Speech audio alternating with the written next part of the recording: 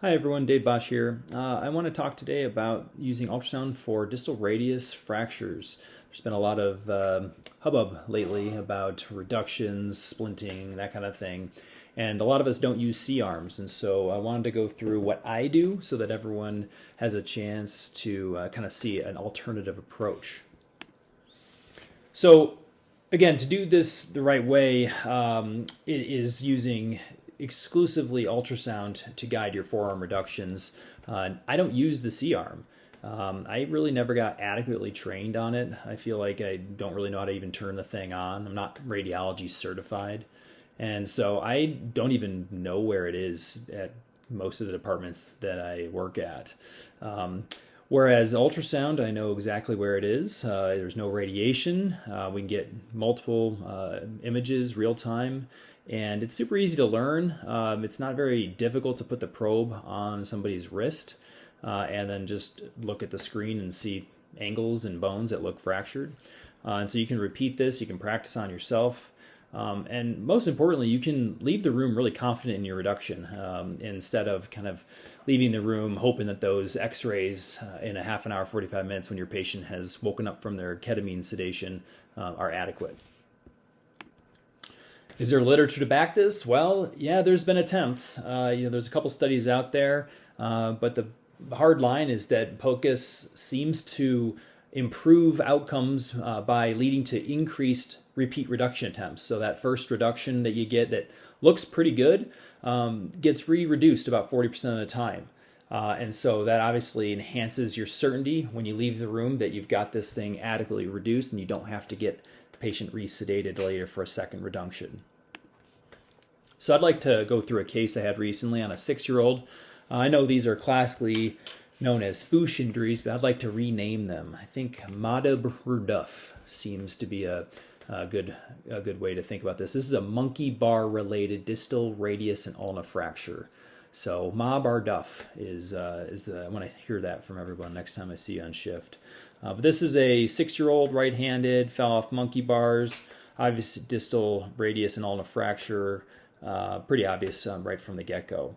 The way I do this is, first thing I do is I order some fentanyl.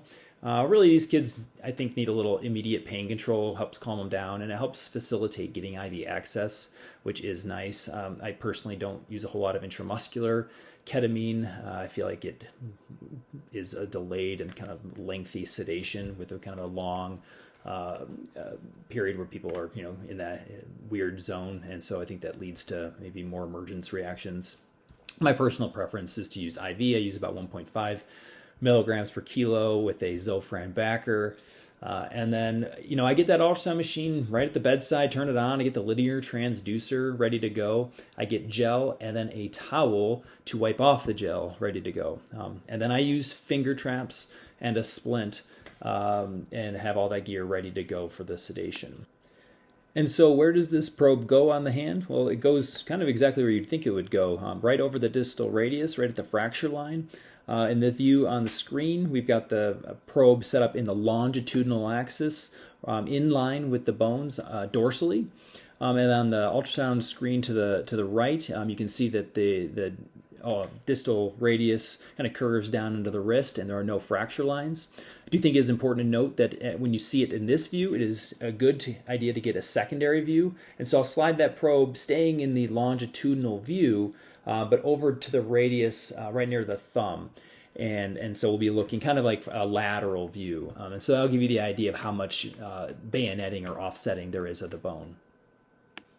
This is what a broken radius looks like. And so you can see the labels here, the distal radius on the left where it becomes really wrist bones. And then to the right, there's the fracture. This is my child who had the distal radius fracture. It's fairly angulated dorsally, which was clinically apparent. But that's what this fracture line looks like. It's a nice step off there right in the middle of the screen. And so I put the kid in finger traps after we sedate her, and we take off obviously her hoodie. I put the first sleeve dressing on, and then get her in the finger traps, and I do a classic reduction, and it looks okay. I'm fairly confident. I'm looking at it; it looks fairly straight. But then I put my ultrasound probe on the arm, and here we go. I've got what appears to be like still a fairly angulated distal radius. And I went ahead and measured this, and it's about 30 degrees off. This is a 152-degree angle. And so I'm not happy with that. I like to get these fairly straight, probably less than 10 degrees off. And so I went back, re-reduced it, and it ended up looking something like this. And so it was very straight, little bump, but nothing really angulated. And so I like to splint it while they're in the traps, while they're at 90 degrees. You throw that sugar tong splint on, and then I kind of leave them there, mold it while they're still sedated. And as it firms up, I will bring them out of the traps. And so when they wake up, they're not hanging. My post-reduction films look like this. So you can see on the lateral, we've got essentially almost no angulation there. On the AP view, there's a little bit of bayoneting happening. And so there's about 3 millimeters of bayoneting happening. And so this is acceptable for a 6-year-old. And so if we go back to look at our table of acceptable angulation and bayoneting, you can see that at a 6-year-old, you can have up to 1 centimeter of bayoneting for a closed reduction, up to 15 to 20 degrees of angulation left over.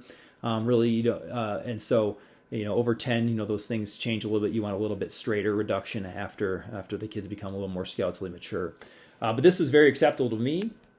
And so I splinted the kid. I was confident leaving the room. Parents were happy.